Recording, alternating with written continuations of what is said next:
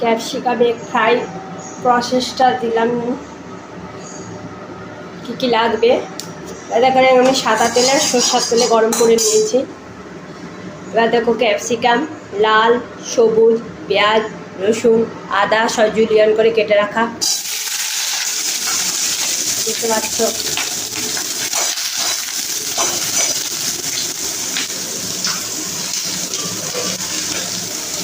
এখানে ডিম,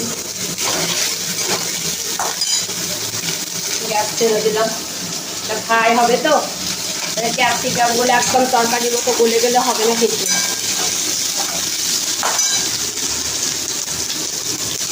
একটু হলুদ,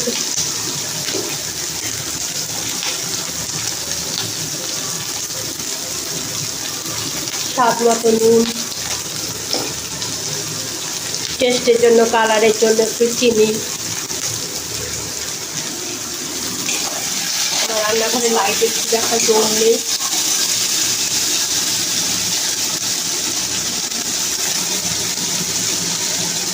দেখো ডিমগুলোকে আমি কেটে রেখেছি হাফ করে, তাদের ভিতরে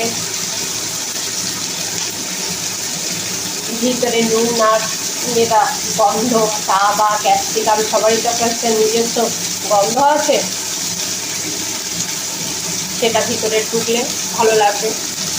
আমি কিন্তু কোনো সসের ইউজ করবো না, তাহলে তো এটা চিলি সস বা টমেটো সস এগুলো হয়, তাহলে তাই হবে।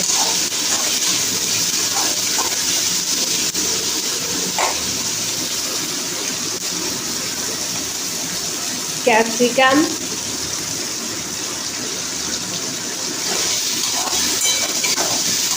ভাজছি, খুব নরম করবো না ক্যাপসিকাম, জাস্ট তেলের ভিতরে সে টস করে নেওয়ার মতো আমি টসই করে নিচ্ছি। কড়াই তো আর এমনি এমনি করে টস করা যাবে না।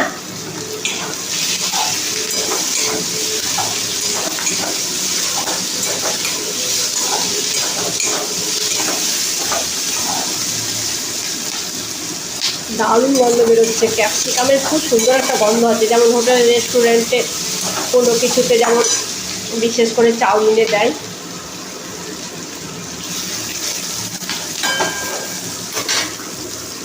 কাঁচা লঙ্কারই মধ্যেই দেখো একটা সবুজ লঙ্কা, একটা লাল লঙ্কা দিয়ে দিলাম।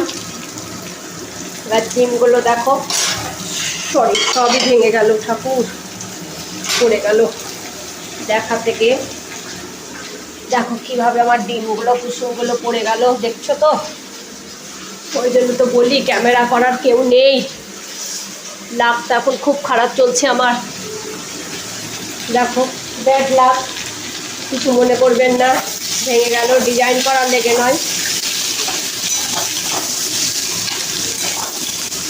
করতে গেলাম হয় আর আগা হয়, কারণ একা মানুষের অনেক জ্বালা।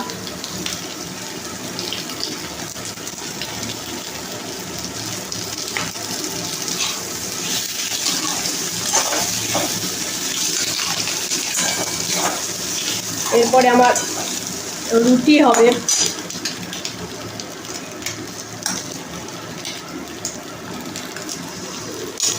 খুব খারাপ লাগছে যে ডিমটা আমার নিজেরই ভেঙে গেল, কারণ আমার হাজব্যান্ড এসে খাবে, ওটাই সব থেকে খারাপ লাগার জায়গা। তাহলে আমার রেডি হয়ে গেল, আমি গ্যাস বন্ধ করে দিচ্ছি।